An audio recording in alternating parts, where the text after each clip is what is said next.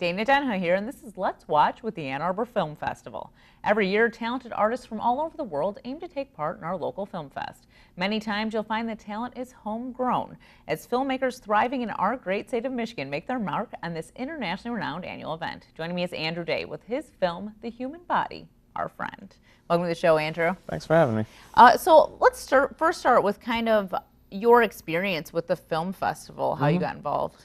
I made the film for a class at University of Michigan, and it screened at the Lightworks Festival, the just student festival of everything that we'd done that semester, and didn't win anything there. Nobody seemed to really care about it very much, except for my friend Eugene, who said, "Hey, you should really put this in you should try this out for the Ann Arbor Film Festival. I think it's pretty great." I was like, "Oh, I don't know," but then I eventually decided to. It was the only one I applied to and somehow made it in. So it was really exciting to get that, especially since I was still in school. I was like, oh wow, this is really, like, verifies that I'm doing something worthwhile, maybe. Well, yeah, and like you said, you were in the, what was the Lightworks, yeah. Yeah, and it didn't really, nothing really happened No, there. yeah. So you don't expect anything. No, like you yeah. almost like have like this, okay, well, I tried kind Yeah. of mentality. So that's actually really awesome that that's how Yeah. it worked out.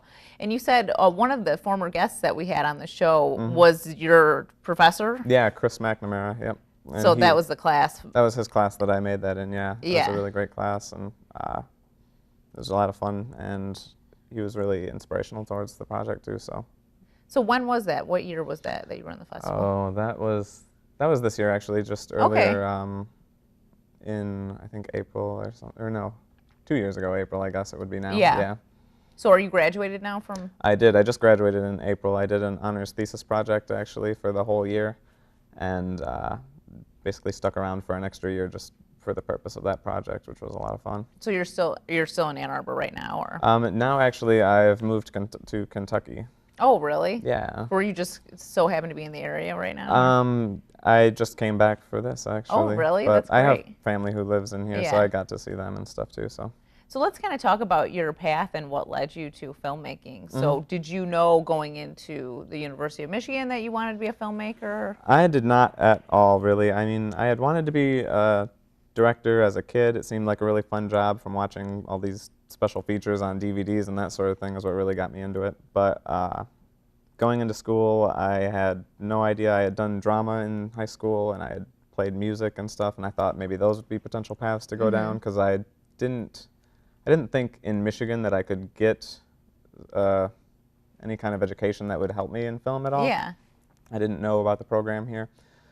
So I first was studying other things, but once I took my first screen arts class, it was love at first sight. Isn't that interesting how that happens? I feel like in college you almost are like lost to a certain point, even if you kind of have an idea of what you want your major to be, and then you take some sort of class and it kind of just dawns on you. Oh yeah, it's like, why wasn't I doing this the whole time? Yeah, exactly. That's what happened for me too. It was the same sort of situation, and it was like I had already taken a ton of classes and then ended up just double majoring, because what else are you going to do at that point? Yeah. So what about your work with experimental films? Is that kind of your path still that you're going on? Not 100%. Mostly I'm interested in horror films a lot, which can be experimental, I think, in some ways. And there was another film that I did called A Presence, and it was, I was trying to like get down to the bare basics of what could be scary. So it was just empty shots of like hallways, staircases, stuff like that, and seeing if through different like room tones I could build some sort of sense of dread throughout the whole thing without any sort of help from narrative in any way. And I do still like to experiment with things like that, even when I'm making narrative projects and trying to do things like that, trying to work in these sequences that get at a more pure sense of filmmaking, I guess. So why don't you tell us about your more pure sense of filmmaking films? I'd say visual storytelling mostly, or not even storytelling, just visual things that are going to give a visceral reaction, which is something that I did try to do with The Human Body, Our Friend, too, trying to make the starkness between the black and white and the color to drag you into these two different worlds that are abstracting the body in different ways, but one way somehow feels more real at certain times, even when it's pushing you away. And I think that's what gives it its qualities that are a little disturbing. Yeah. Disturbing is what I go for a lot of the time. Yeah. Well, I think that's kind of goes hand in hand with the whole horror Yeah. genre. So have you made features? Are you doing like shorts? Just shorts for right now. I'm working on a screenplay for a feature. I'm on my 3rd draft of that now, but I don't really have the resources to get that one done yet, so I'm working on smaller projects as well. So you are writing Yeah. too. Yeah. Do you find that do you enjoy the writing process more than the actual like being behind the camera or? I don't think I enjoy writing more. It's fun when you come up with a really great idea and can run with it for a while, but coming up with the storyboards I think is the most fun. After I have the idea set that I know is going to be fun to film, coming up with the way to film it that I think is going to be most effective is what is the biggest thrill. And then actually trying to pull together the resources to do that is a little more of a pain. Well, yeah, I would imagine that would be like the part that you wouldn't want to do. Yeah. How important is pre-production for you? Pretty important. I do like to storyboard everything beforehand, although for this film that I had in the film festival, it was a little bit less the case. I just had a general idea, and I guess I did storyboard all the black and white segments. Yeah. I had an exact idea of just what I wanted and how I wanted it to be lit, but the part with the sort of narrator guy, he's actually a professor at the University of Michigan too, a really funny guy in the history of art department, and I just rolled and let him run wild with it basically, and took it as it came. So when you're storyboarding, are you drawing it by hand, or are you using? Yeah, drawing it by hand on index cards usually, and I'm not the greatest artist That's what I was also, because I know like in my experience in school, like people would storyboard and they wouldn't want to do it because they couldn't draw well, but I don't think that's like something you need to get stuck on. No, not at all. I mean, my drawings are some of the worst you can imagine, and a lot of my professors like knew that, but they knew that I knew what they meant, and that was the most important thing. I mostly jot them down so that I remember and so that I can visualize it and see how it's going to fit together in the end. And as long as I know what's going on there, I can kind of explain it doesn't matter if else. it's like stick figures or something like exactly, that. Yeah. So you moved to Kentucky, so are you working in the fields there? Not yet. I'm applying for jobs there still. I guess you could say I'm working in the field. I'm working in a video store, so. There's still video stores in Kentucky? Yep, so I'm renting out DVDs to people, if that counts at all. But. What's your end goal? What do you hope to do? Like, why Kentucky? Why move there? Kentucky because my girlfriend lives there, Allison, and I moved there for love. So, but basically, my end goal is to be able to support myself through my films. That would be completely ideal. Yeah. I've worked in the marketing department at University of Michigan as well, making commercials and stuff. And while it wasn't my own vision all the time, depending on the needs of the commercial, it was still pretty fun. It was a fun way to make some money. I think, I think at some point too, because you're pretty fresh out of college, you have to kind of take those sort of jobs and get, just work under your belts, and you'll get to that point. Or it might just even be, doing that kind of stuff and doing your passion at night when you. Yeah. But I still think it's interesting about the video store. Yeah. Is it a family-owned video store? It's called Family Video, yeah. Because I was trying to think if there was any, obviously there's no Blockbusters or No, it's a chain. There's ones in Michigan too. Yeah. But I think I know which one you're talking about. It's got the orange font. Yeah. So we're just going to take a little break and take a look at your film. Now that we've heard about Andrew's career and experience with the Ann Arbor Film Festival, let's watch his film, The Human Body, Our Friend.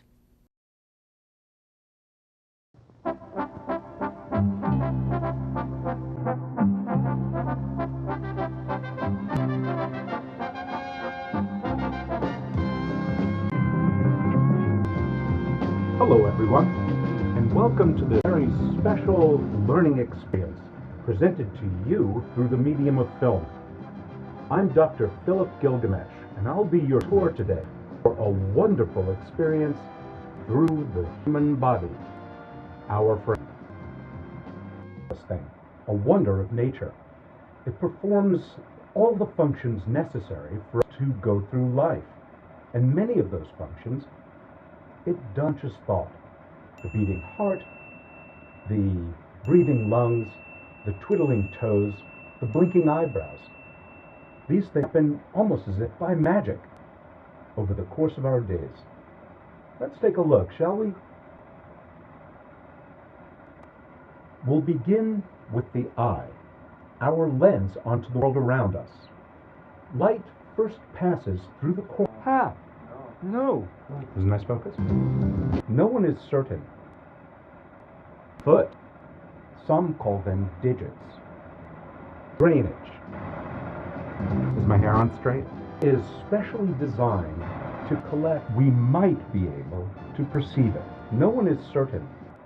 But that doesn't mean I can't be practical. You might be surprised. Okay. Have you ever looked at a biology textbook? Is equipped with 7 Do that one again. Do we have a rambunctious second? organs, a hand, each and every one of them. The knees buckle with fear, and yet the body refuses to explode. The female What is reproductive it that's system. draining? Is it mucus? Are you talking about mucus? Through the magic, human body. But here, at Film Formational Productions, magic, we have other ideas. Not exactly. Satan is Lord. No! Life! Truly a remarkable process. Well, that concludes our discussion for now. For myself, and for all of us here at Film Formational Productions, I'd like to say thank you. I hope you've had an enlightening experience in our lives.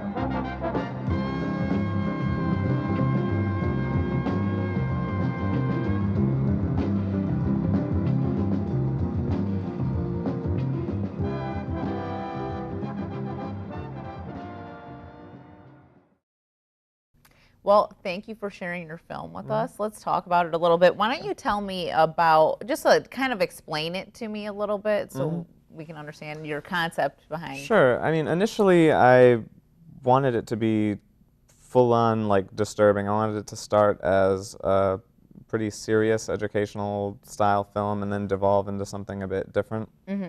And what I was aiming at there was looking at representations of the human body and how these different representations, the one you might have learned in school or the one you might see in an experimental film, I suppose, how they're both very different from each other but still abstracted in a certain way. Yeah. But once I got David Doris on the project, the man who played the professor in there, he added this big element of humor that I wasn't exactly planning on but loved once it was in there. Yeah. And I think it added a lot to it, and it actually, I think the juxtaposition between, like, the very humorous beginning to the black and white is even more effective than what I had originally planned.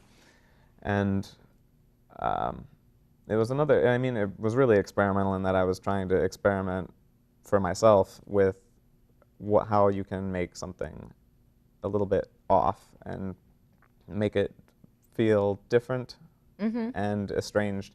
So I went with film for it, especially for the black and white, because I Oh, so wanted, you shot it on film? yeah, especially for the black and white sequences. I mean, both were, but in the black and white, I really like the way that black spaces in film have this vibrating texture. Yeah. And I think it adds some sort of element that's not there. It's almost ghostly in a way. It's like there's a living thing there that doesn't belong. Yeah. And it's not a part of reality. It's a part of the mediation, which also gets at the representation and how it's being morphed by the way that we're filming it and framing it. Have you worked in film before? Yeah, I think this was my 3rd project on film. Yeah, and I would like to work in film exclusively, but It's just not that feasible. yeah, but there was a couple other films that I did on film. This was the first film that I'd done with sync sound, though, so that was a bit of a challenge, but yeah. How much harder do you find it working in film than working in the digital medium? Not too much, really. With, like I said, with how much I storyboard things, it's a little bit easier that way. If I didn't, it would definitely be a lot harder. But since I know what I want, usually it's not quite as hard as people would think. And I tend to just run a bunch of rehearsal takes before getting the 1 or 2 that Yeah, I so you're need. not wasting a bunch of film while Yeah. you're doing it, because obviously it's going to be more expensive than Yeah. shooting something digitally. Yeah. So the concept behind it is, it's like this old school educational film is kind of how it starts. Were you Yeah. watching like old educational films to get an idea? I did watch some old stuff like that, and there was actually some sale that the University of Michigan Film Department was doing of like some old actual like 16 millimeter educational Yeah. films, and I watched a few of those, and I was also inspired by watching Lost at the time, actually, and like the films and tapes that they were finding in the bunkers and that sort of thing, and the idea of these like lost artifacts of the way that another time thought of things was very interesting to me. And so you said the talent was a professor at U of M, but he was actually your professor at U of M. And he kind of changed your thinking about the film. What elements did he add to it? Pretty much the like having two pairs of glasses at the same time, his really goofy wave, all these sorts of things were things that he had asked me about, and I loved it. I let him do a lot of that stuff, and just with the lines that I had written for everything visual. And then afterwards, after we had run out of film, I kept running audio for about an hour, just getting him saying strange things about the body. We were both like brainstorming, come up with some of the weirdest things we could think of, and that was the stuff that gets cut in and mashed together for the when it starts to build and build and build toward the end. So the other thing I noticed during his parts was that, like, obviously it's like just like a piece of paper, or like the rip. Was that rip in the background a conscious thing Yeah, too? there was a rip in the background that I had gotten from the film department, and when I was hanging it up, like I was in the middle of a shoot for another project, and I had to like leave for a couple hours when he was available, the professor, and just ran over there by myself. I had forgotten certain pieces of equipment that I needed to hang the tarp up, so I just had to tape it, and I was like, when I was framing, I was like, oh, there's this rip over there, and I was like, the rip adds a seedy element that I want in there. Well, yeah, because watching it, it's almost like that part's like low budget. Yeah. And then when you do the cutaways, it doesn't look low budget at all. It looks like a completely different sort of, it's got a completely different sort of feel to it. And it feels like you spent a lot more time on the lighting too on those parts. Yeah. That, I mean, the parts with the professor, those were filmed in like a basement office. It was in his office, and we just threw it up. And I think the rip in the tarp made it feel like it was this guy just making this thing in his basement, which is very creepy in and of itself. But then the black and white segments were filmed in my own apartment, and just with the lights turned down and a single light. And I did spend a lot more time composing those ones.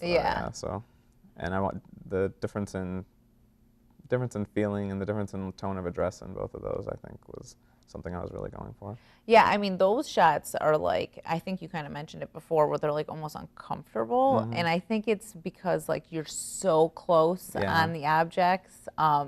Certain ones more so than other that like make you just, it's like a real sensory experience when you're watching those. And I think that's kind of what you were trying to get at. Oh, definitely, yeah. And I wish I could have even gotten closer on some, but just the limitations of the camera, I couldn't get a focus even closer, so I just had to improvise some new framings sometimes. But it all worked out in the end, I think. So you talked about, you know, obviously, like, you mix this audio together and stuff. I was struggling to, like, hear what some of the stuff being said was. There's, I couldn't even tell you what all was in there anymore. There's all sorts of different bits, and I tried to make just certain words pop out every now and then to give you a sense of what was going on. But I mean, I know there's something about the body refuses to explode, something like that. All these just things that I felt were pretty evocative. And that was just kind of like you and the professor sort of like improving ideas. Oh yeah, just riffing off of each other. Yeah. What about the actual like parts where he's just talking to the camera? Did you script that out? Is he using a teleprompter? That was all scripted, yeah. He didn't have a teleprompter. He just had a sheet of paper that he was looking at between takes, basically. So it worked out pretty well. But I mean, as a professor, I feel like you got to be able to be on anyways, because you're in front of like so many students. Oh yeah, he's a natural performer. Yeah.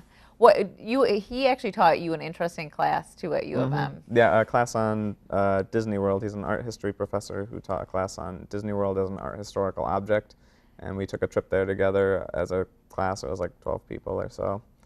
Very interesting and very fun, and the fact that he teaches that class, I think, tells you a lot about. Well, so I'm assuming when you asked him to be a part of this film, there was no question. He just he said jumped yes. at the chance. Yeah.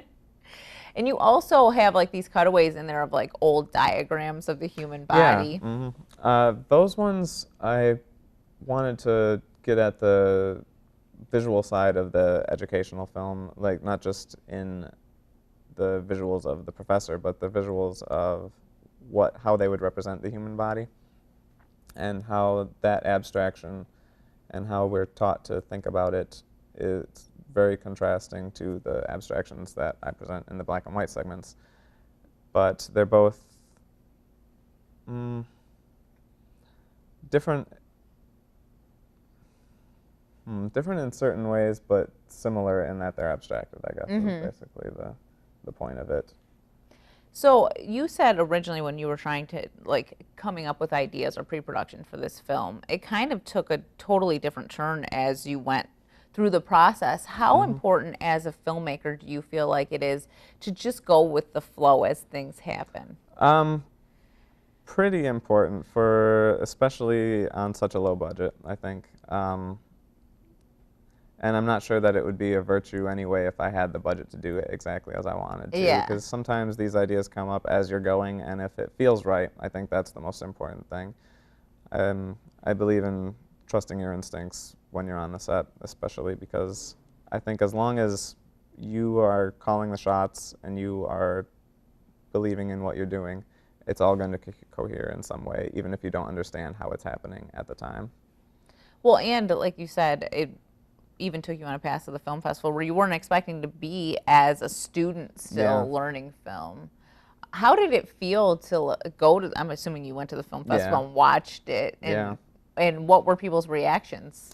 There was a lot of laughter, which I liked, so it seemed like people enjoyed it, and it was very exciting.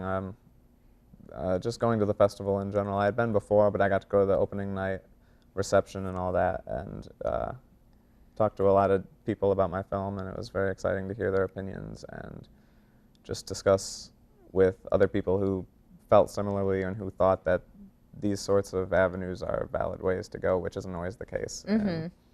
Was there is there certain categories that you have to submit in, or? There are, I believe, but mine ended up, I know, in the regional program. I don't think I submitted for regional though. I think it was just a generic experimental. Yeah. Because I think there was like experimental, documentary, and other things like that. So do you see in the future, if you have a film that you find worthy, submitting again to the Ann Arbor Film Festival? Oh, definitely. There's a few ideas I have that are experimental again, and just trying to sort of, in the experimental things that I do, I guess I'm trying to work out techniques that I'll be able to apply to the narrative films that I'm coming up with. And I have a few ideas down the pipeline that I think could apply to the Ann Arbor Film Festival and be an interesting fit.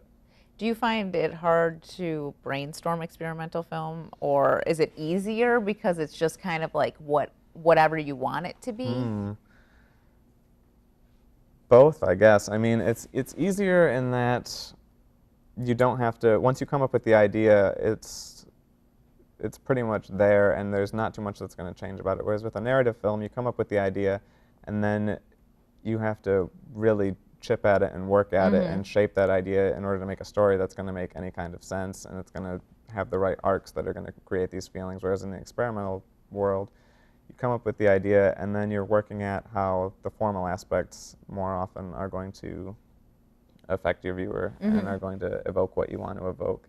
And I think usually the initial idea already has that evocation a little bit, and it's just a matter of fine-tuning the ways that you're going to present that, and also experimenting with it. Yeah. So why don't you just tell people why they should submit to the Ann Arbor Film Festival, or just go to it to watch films? Oh, there's a lot of interesting stuff there. A lot of the things I saw there were very fun to watch, and just interesting to think about, and they can give you new ideas and new springboards for what you'd like to do in your own work. But even if you're not a filmmaker, it's interesting to see different things than what you would at your local theater. I mean, things that are going to make you think. And and as far as submitting, it's a great festival to be a part of. I'm glad that I was in it, and anyone who can get in, you should consider yourself lucky. So. All right, thank you, Andrew. For more on this and other CTN series online, visit a2gov.org/watchctn. I'm Dana Denhoff for Let's Watch with the Ann Arbor Film Festival.